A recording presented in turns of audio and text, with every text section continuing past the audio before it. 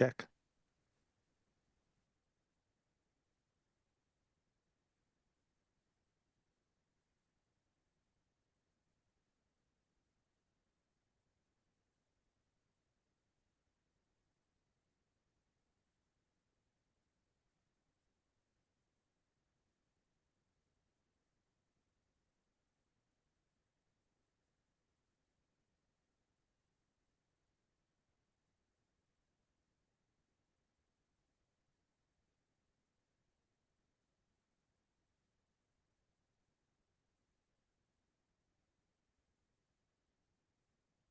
All right, welcome in everybody. My name is Rob Helt. Thank you all very much for coming into Q Questions today. Today is Wednesday. We do it every Wednesday at noon Central Time for us to be able to come in, answer some questions, talk about some things, maybe give some lessons, and just get a good discussion started for everybody about OnQ. You know, we were here last week. Before we jump into any questions that anybody has, we were here last week and we talked a little bit. I know Danny was here, and we talked a little bit about the exhibit stickers inside of OnQ. That was something that people asked about.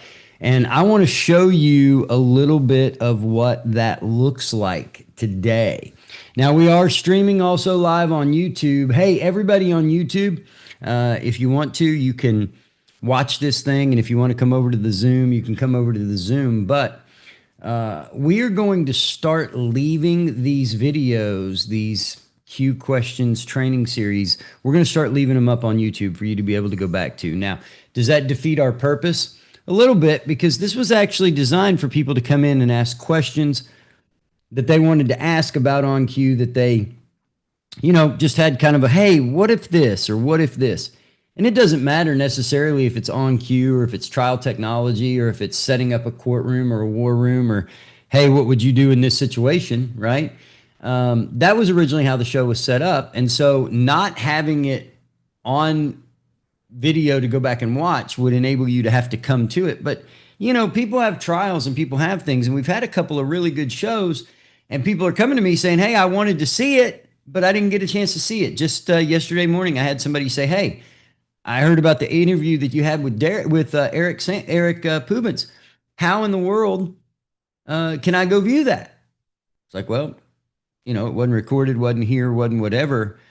We're going to start leaving them on YouTube. So you're going to be able to go to our YouTube channel, OnQ Technology, and you're going to be able to see those things, go back and replay episodes or whatever you want to do.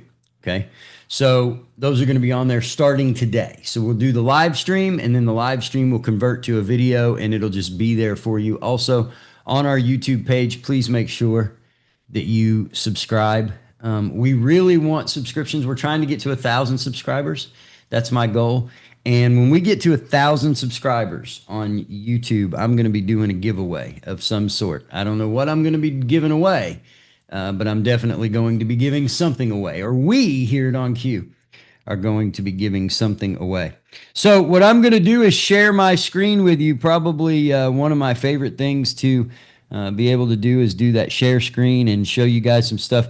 So let's go ahead and jump in right now. We're going to jump this right over here to the share screen, and I want to show you and talk about what we're doing with exhibit stickers. So what you're going to be able to do now is take an exhibit that you have, right click on that exhibit, and then go to add and edit exhibit stickers. Now, let me tell you guys, this is not going to be something that's coming out tomorrow. It's not something that's going to be coming out next week. We are still getting it right, still getting it worked on. So we don't need the ideas of how it can get better yet, because we haven't even released it yet. We need to let it run. And I don't need the when is this coming out, because we don't know exactly when it's coming out. But I just kind of want to give you an overview of the interface. And it's going to be as simple as being able to create whatever sticker that you want here.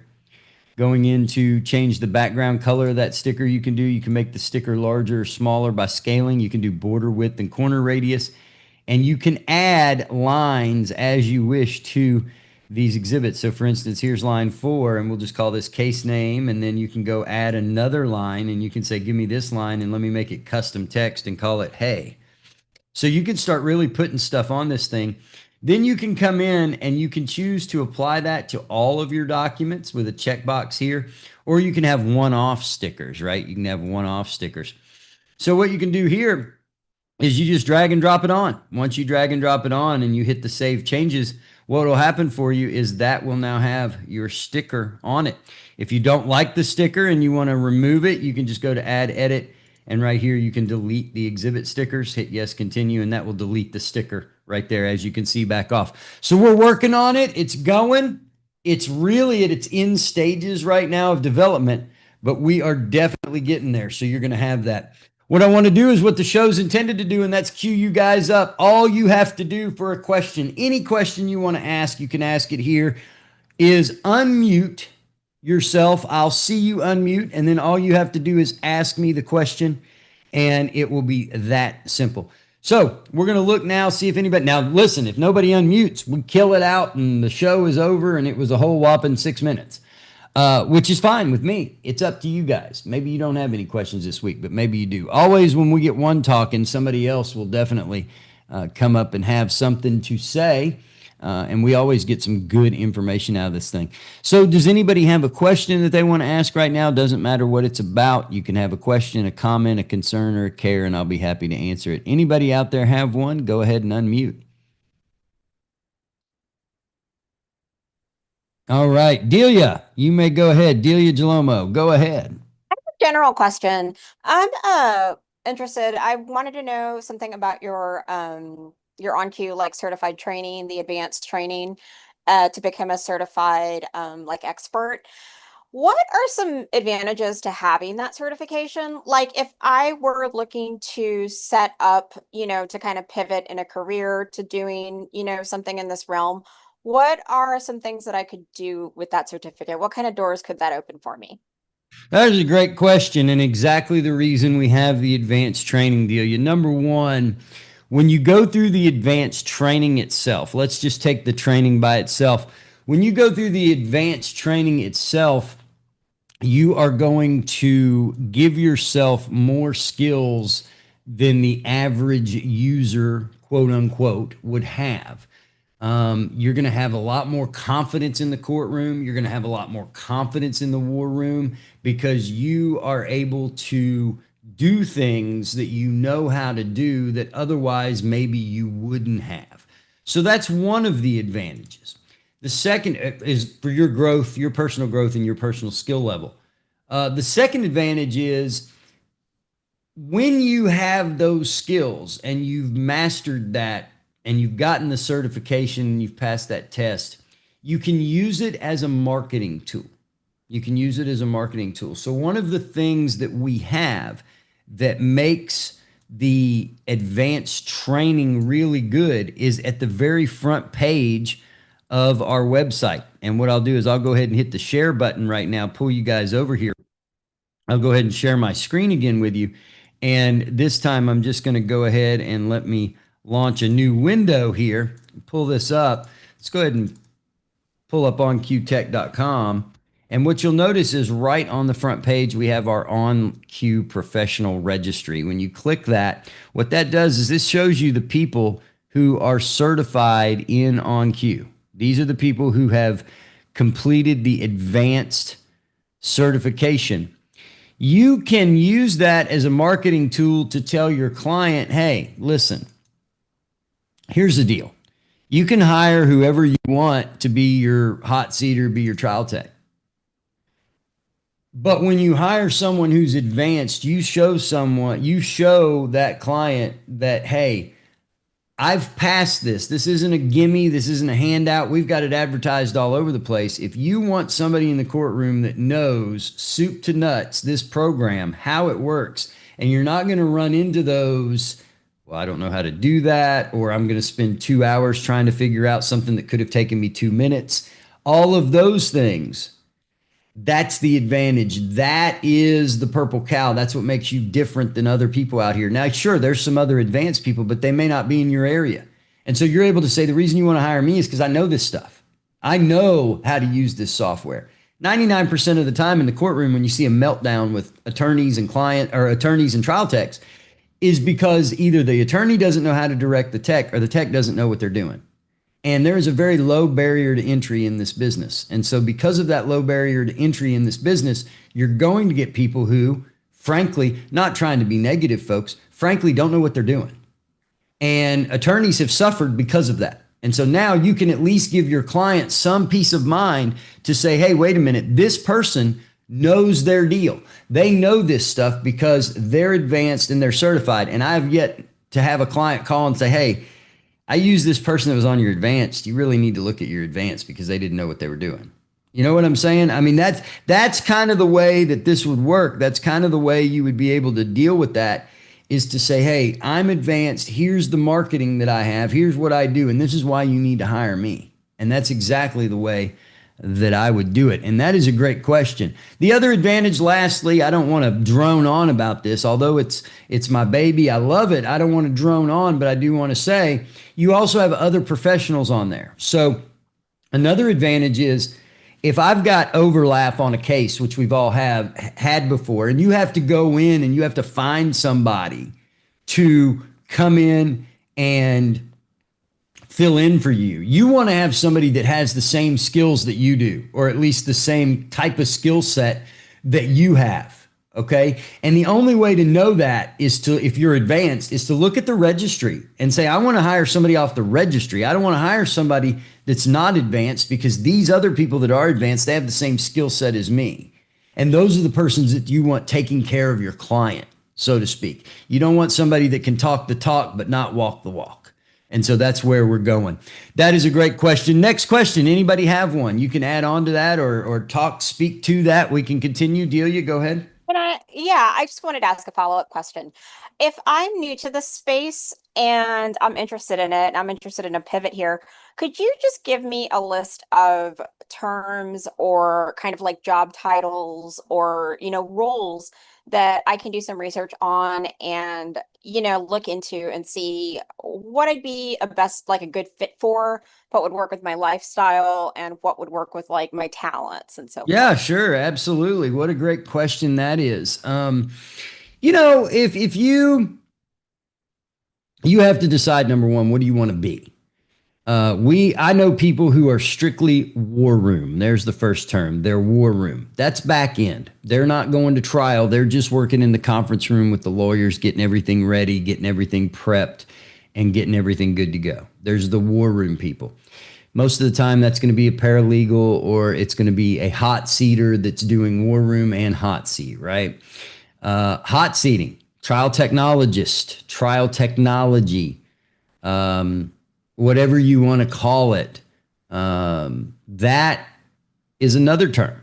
And you could be the person in the courtroom pushing the buttons, pulling the exhibits up, pulling up those video clips, pulling up all of those designations, doing all of those things. That's what you would do. That's the hot seater's role. Now, you may wear two different hats. You may wear the hat that says you're a hot seater, and you may wear the hat at the end of the day where you're war room. So you've got those two things. Maybe you're better versed in graphics. Maybe you're really good at PowerPoint, right? Maybe you're going to become a graphic person, a graphic designer. Now, we're not talking about madmen. We're not talking about the people on Madison Avenue in New York. We're talking about people who are taking a PowerPoint deck, putting it together, making it look good for a jury to help and assist the attorney to try to get their point across, okay? That's a graphic person. Now, that graphic person can also be a hot seater and can also be a war room person. You can be all of these, or you can specialize in one. My best friend in this industry, my ride or die, so to speak, is a guy named Jason Benzie with Core Legal Concepts. Jason is what's called a tweener. He works in between. He can do graphics and can hot seat, and he does them both very, very well. So very few people do that. I can't. I am strictly a hot seater and war room. That's me. Now, the other thing you've got is maybe you want to be Delia. Maybe you'd like to be an equipment vendor. Maybe you'd like to be the person that, you deal with equipment. You deal with setups of courtrooms like Equipped does.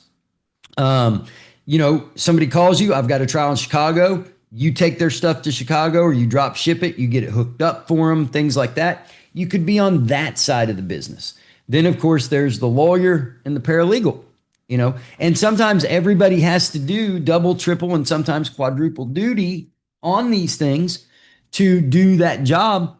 But those are the terms that you kind of look for as far as roles and what they do. Every trial team is different. Every trial team does something different. So you may have one trial that you play all those roles and one trial that you just play one of those roles. But that's what to look for, and look for your skill set. Bottom line, guys, when it comes to trial technology and presenting, OnCue is a tool. OnCue is a tool, just like a hammer to a construction worker. It is a tool. And that tool can be used to the best of its advantage. Now, you may get in here and you may decide that you don't like this, but you want to do this. All of those things are available to you, but I would absolutely research everything I could about what is the best fit for me, because bottom line, this is a relationship business.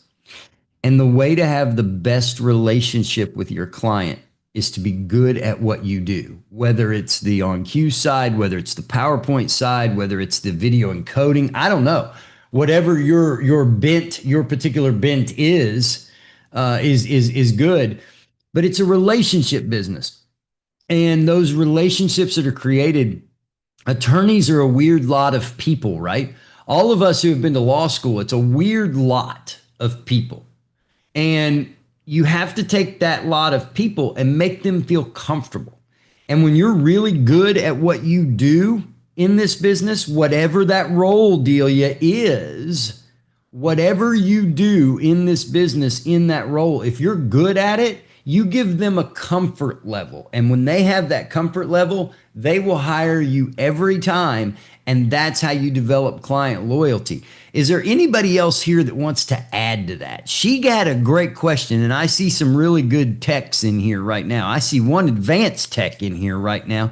I know Dan's in here. Is there anything anybody wants to add to what I've said? I've got Robert McTavish, got 32 years of experience, 33 years of experience in here. Is there anything you guys would like to add that I missed there to her question of what do I need to look for if I'm trying to make a career change? I'd love to make this a discussion. Anybody want to add into that? Dan, Robert, you got anything you want to add? Max, you want to add something? Go ahead. Max, by the way, Max, this is Max Bow. Max is our fundamental trainer here at OnCue. One of the best. Different one of Max. the best in the, I'm sorry? Different Max. Different Max. I thought, oh, you know what? I'm sorry I sent you that thing. I thought that was Max. When I said, don't do that again, I heard you unmute and mute. Hey, Max, wrong Max. We've got a Max that is our trainer. I'm sorry, but Max, go ahead.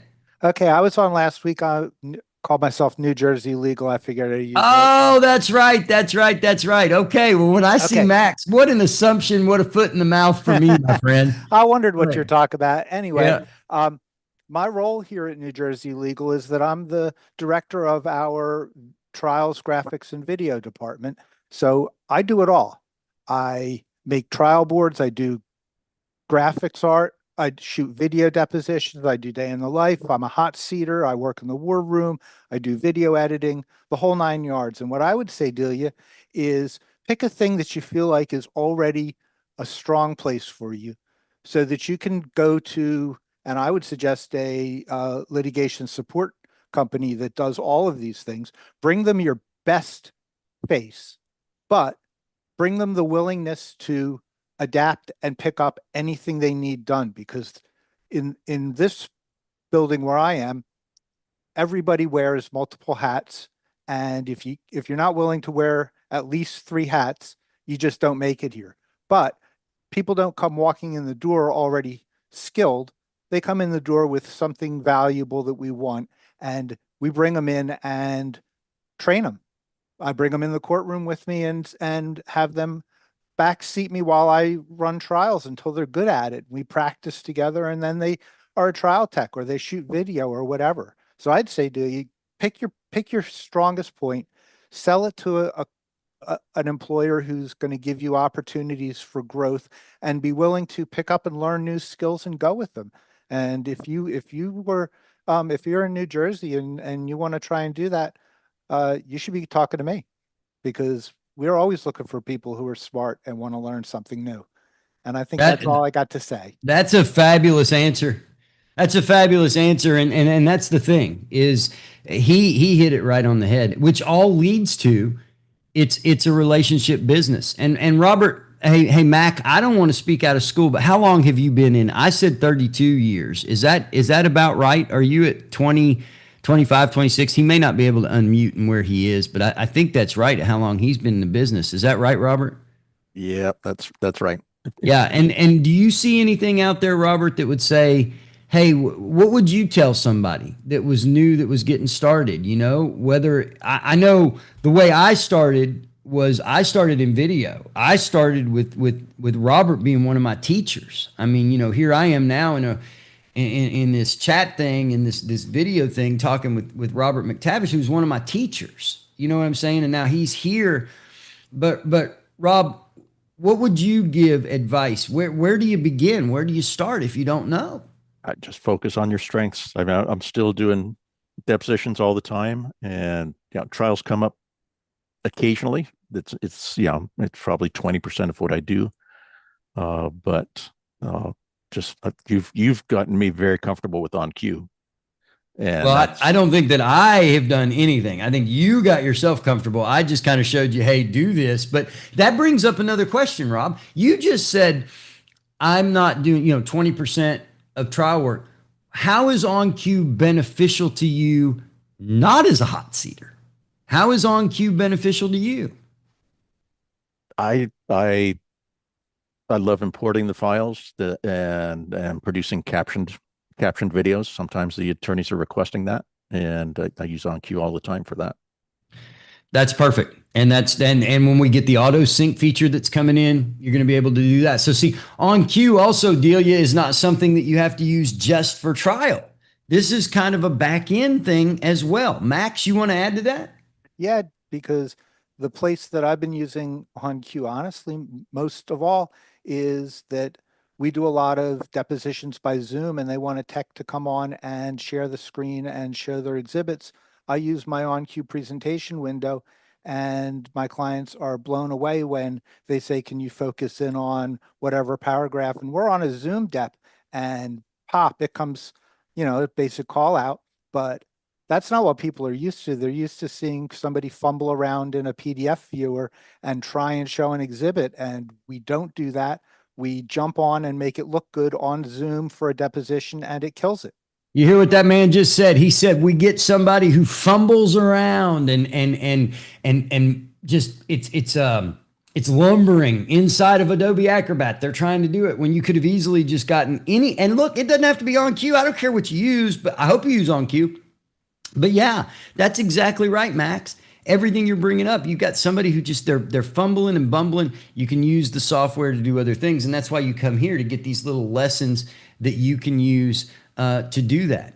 So anybody else have anything that they want to add, talk about? I think this is a good topic. And Delia, you brought up a great question that opened up that can of worms that needed to be open. How in the world do I go to getting in this business? Because it's a niche business. Whether you like it or not, it's a niche business. And the thing about OnCue, I'm one of those guys that I'm type A, I'm high energy. I can do that going 70, 80 hours a week. I try not to anymore, but I can still do that. And I have a lot of trouble sleeping. And so I take a medication to sometimes go to sleep, especially when I'm at trial, because I'm wired. But to go to sleep, I take a medication that's not even remotely used for sleep. It's prescribed by a doctor, but it's off label. It's okay to use OnCue off label. These guys are doing it all the time. They're not necessarily taking it into trial, but they're using the software off label to do many other things. And that's certainly what it's designed to do. Does anybody else have anything that they want to add to this, or we want a new topic? I don't care either way. I'm not even looking at the time right now, and I got nothing but time. By the way, next week's show, we're going to be coming to you live from our nation's capital, Washington, D.C. I will be there next week, but luckily I scheduled myself in a way that I'm going to have that hour open to be able to go ahead and do the live Q questions next Wednesday. Anybody else have anything? Now, you want to talk about the advanced. Let me tell you something else, Delia, that you mentioned about the advantages and disadvantages of the advanced. I'm going to put you on the spot, Mr. Brown. But Dan is here, and Dan was our very first advanced user to pass the examination. And Dan, why did you decide to become advanced, Dan? Can you hear me? You darn right I can. Well, before I answer, Mr. White, who we did work together, there you got Dan White and Dan Brown. We're the color guys. But he had his hand up. We got Reservoir Dogs going up in here. We got Mr. Brown, Mr. White. We just need Ron Black to come in, and I know one of our other techs. His name's Jonathan Blue. We just need him to come in. We will have Reservoir Dogs colored, brother. It is covered. So I'm going to turn it over to Mr. White because he was in front. So, Mr. White, I don't know. Okay, there you go. Hey, what's going on? What's up, man? How are you? Hey, by the way, you came in a little bit late, but we showed the exhibit stickers on the very front of this. I did. I have a client, and I was involved in a matter that I didn't know I was involved in. So I came up here to jump on. I had something I wanted to share. Okay, well, I'm going to do, you know what, before you share, let me do this. I'm going to do it real quick and show this to you in case there were a couple that came in late. So I'll do it because you might have missed it. I want to go ahead and show you. You talked last week and you were the one who brought it up that said, hey, we're talking about exhibit stickers. I want to show you what that looks like right now. So you right click here and go to edit exhibit stickers. There it is.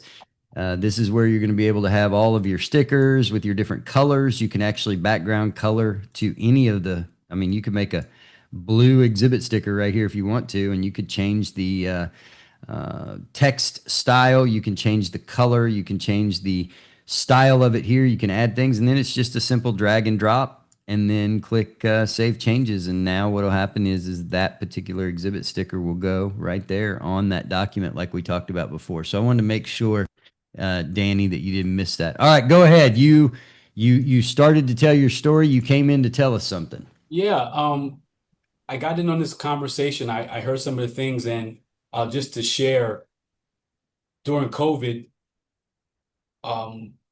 we got into doing depositions remotely, so I was able to actually participate in that.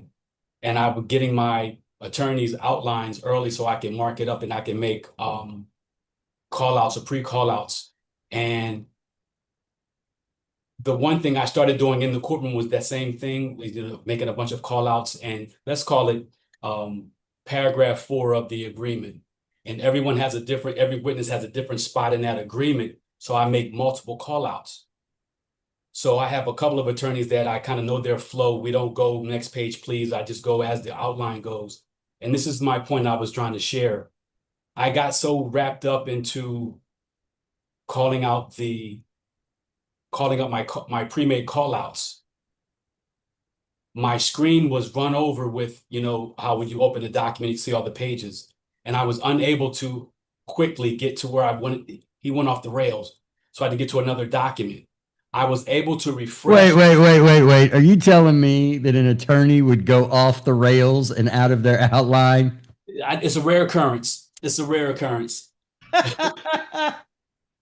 However, I was able to refresh. I think it was Control F9 or Control F9, but refresh my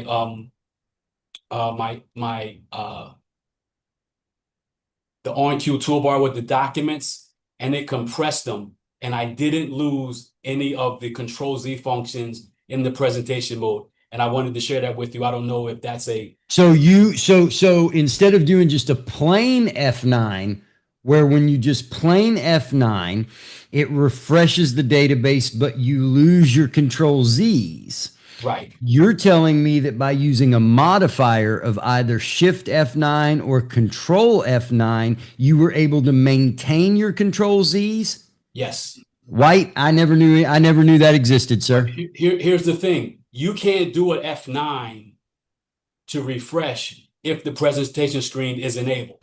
Correct. If presentation's up, you can't F9 at all because that's up running. Yeah, right. So, but if you get in and do the modified F9, you can refresh your screen. Okay, folks, here it is. This is exactly, dude, if I don't do another show, if I don't do another Q question, That made everything we've done worth it, because I'm going to tell you right now, I'm sitting on the development team of this program and I did not know about that function. I had no clue that that existed. No clue. So, guys, even us here, we still learn new stuff, and we learn new stuff from you guys.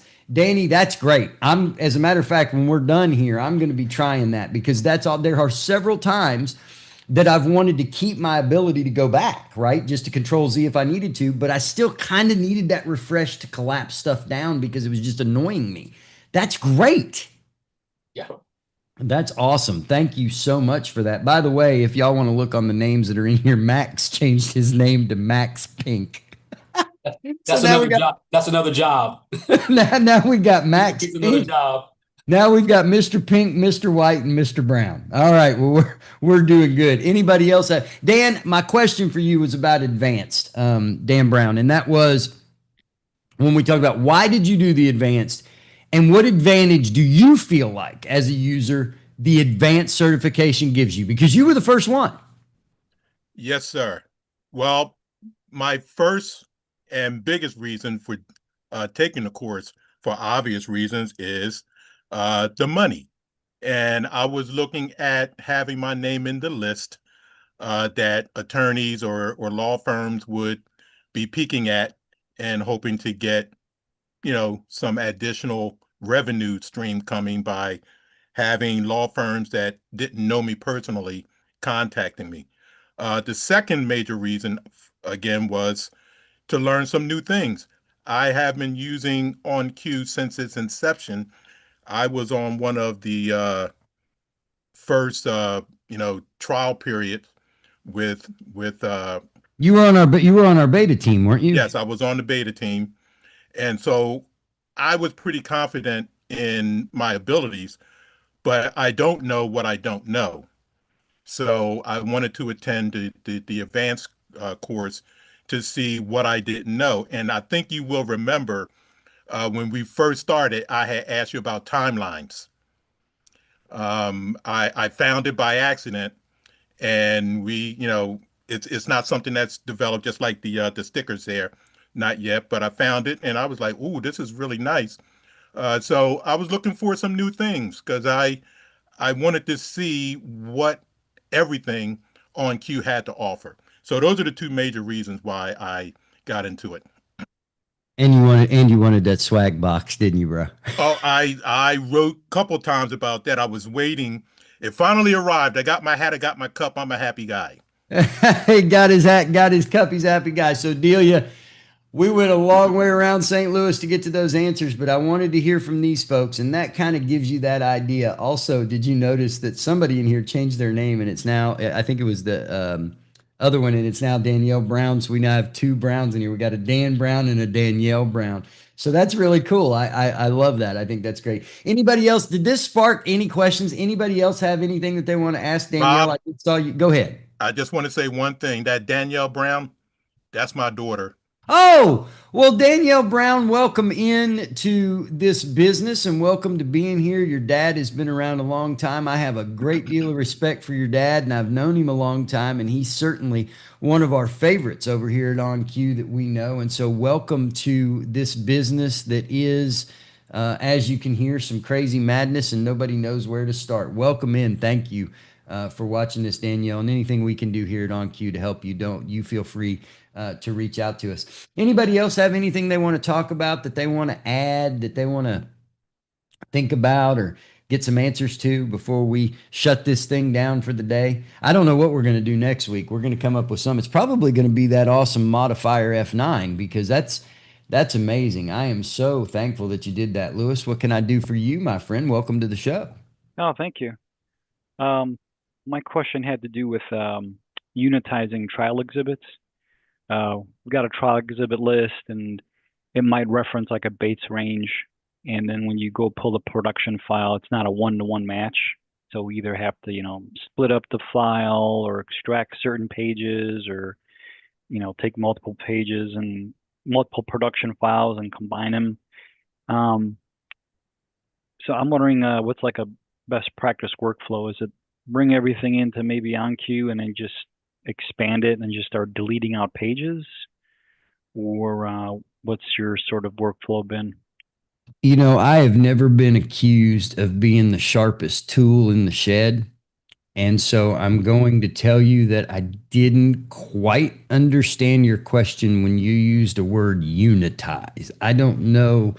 And it's probably not you, it's probably me. But ask that question again in a little bit of a different way. Because Sure. I think I have the answer, but I don't want to assume that I know what you're talking about right here, Lewis. Sure. Like, let's say a new trial exhibit list, you know, exhibit 1 is, they reference it as Bates range ABC 3 through 6. And then when you look at the production file, 3 through 6 is within 1 through 10. So the file that was produced was Bates number 1 through 10. They're only referencing pages 3 through 6. And let's say that the attorney wants them split up or extracted, or what they call unitized, so that you got a match between. Yep. I got you now. So I'm going to actually, and if anybody else can benefit from this, that is great. We've actually done what we wanted to do here on this show. I'm going to hit my share button for you real quick, and I'm going to talk about that. Now, if I don't do this exactly right, Lewis, and it's not exactly what you wanted, you make sure you tell me, because I've got to get you the answer that you need. I do believe there's also somebody in here from OnCue that if I don't get the answer, they may key up and say, hey, wait, Rob, here's how you would do this. But let's take Plaintiff's Exhibit 11 that has 27 pages, and let's say, here's a perfect one. These have Bates numbers on them. Notice this Bates number starts at Bates number 1 right here. You can see it down here.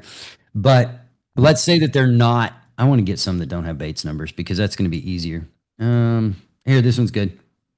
It has Bates numbers, but it's not really Bates numbers we're going to use for this instance. But let's take this one, for instance. This has that has 2 pages. This has 9 pages. This is perfect. So this exhibit was withdrawn. Let's say that this one right here. So you've got page 2 is Bates number 100. Page 5 is Bates number 101. And page 8 is Bates number 102. So the Bates numbers have gone out of order with pages in between. And you said, what would be the best thing? Go in and start deleting pages. I don't think so, Lewis. I don't think you should have to delete those, because I would rather you have it and not need it than to need it and not have it. So what I would do is I would use my control key, and I would select those 3 that have Bates numbers 100, 101, and 102 on them. I would right click and I would choose Fill Bates numbers. Now that it is this point that I only want to do what is selected exhibits only. So I'm going to call the first one 100. And I'm going to click OK and watch. Now what it did is it Bates numbered just those 100, 101, and 102. You could do the whole thing if you wanted to by selecting the parent and saying, hey, fill the Bates numbers on Plaintiff's Exhibit 40, page 1, and all of the subsequent pages. But you can certainly do one-offs by selecting them, and then after you've selected them, choose selected exhibits only. And I pray, although I could be wrong, I pray that that is the answer to your question, or at least something that you wanted to see there. Yeah, I think that's a pretty good workflow. Like, I'll give you another example. We've got a file that was produced. It's 100 pages. And trial exhibit 1 is the 3rd page from that exhibit. And then the next exhibit, it's the 5th page from that, same file. Oh, that I would definitely want to split that up. I would want to split that up and add those as individual files, but you don't have to. You could always give them. I don't know that I would split. So they're giving you all of your exhibits combined into one PDF rather than being normal people and giving you separate PDFs for each exhibit. Well, it's just not a one-to-one match between. Yeah, I get it. The pages in the production files and the pages in the trial exhibit ranges. Do they still do production files and all that? I thought those days are dead. Oh, I really thought production days were dead, and I'll tell you why. Because it all had to do with TIFFs and load files and all that kind of stuff that we all had to do back in the day. I thought those had gone by the wayside, but maybe they haven't. And so, yeah, you're in a situation where whatever your workflow is that you're working on would be good. I would split those out. I would take that PDF, split them into individual pages, and then I would make new PDFs, because what you could have essentially is, if we've got a PDF that's got 10 pages, page 1, 2, and 3 could be exhibit 1. Pages 4, 5, and 6 could be Exhibit 2. 7, 8, and 9 could be Exhibit 3, and page number 10 could be Exhibit 4 in this situation that you're telling me. That's never a good place to be. What I would do then is I would probably give them names.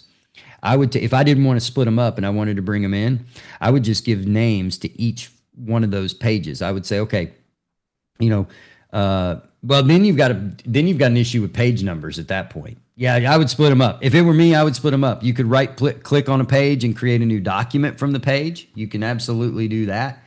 As one of the people just said in the chat, if you go look at the chat section, I try not to, and then that may be directly to me, is you can right click on a page and create a new document from that page. That's going to be in a dev build that we have coming up. So that feature's not out yet. We're working on that feature where you could create a new exhibit from that. So we're gonna take care of your workflow.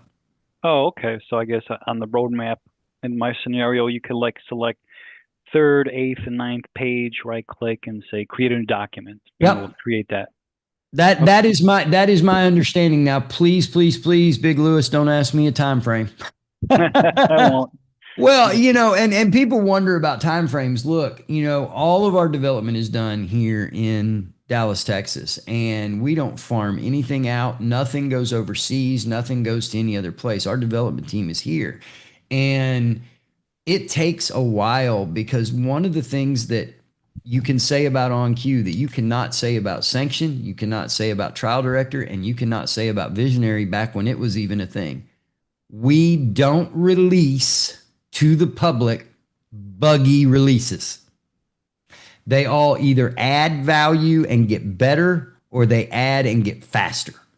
We don't release buggy releases as of right now, and that is because of all the testing that we do and everything that we go through and put it through. But that's definitely on the list of things that are to come in a future release. And I'm not talking years away. We try to do things as quickly as we can.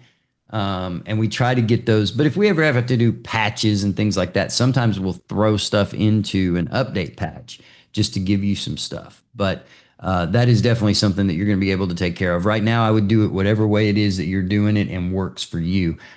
I hate the fact that you have to go through that production type deal, because I think a lot of us that are, you know, back in the pre-2000s and even up to like 2008, we had to go through that same thing where you had those production files that did not match. Right. Okay, great. Thanks so much. All right. Thanks, Lewis. Thanks for your question. That's what we're here for. Anybody else have anything else that they want to add? I love this. I love this stuff. It makes me think. I learned something new today. Danielle, go ahead. Good evening, everyone. Rob, it's a pleasure to finally meet you. Hey, well, it's a pleasure to meet. It's a pleasure to meet you. But allow me to defend myself if you've heard stuff from your dad. Don't you trust a thing he says about me? It's not true. It's all been good though, so I would definitely still listen to him. And my comment is just for Delia. I've been in this business for, let's say, approximately a year plus. So I'm still very new at this. However, OnCue has set the bar, being as though I am a mentee of one of the first advanced course completion certificate holders. I have the opportunity of watching and learning a lot from my father.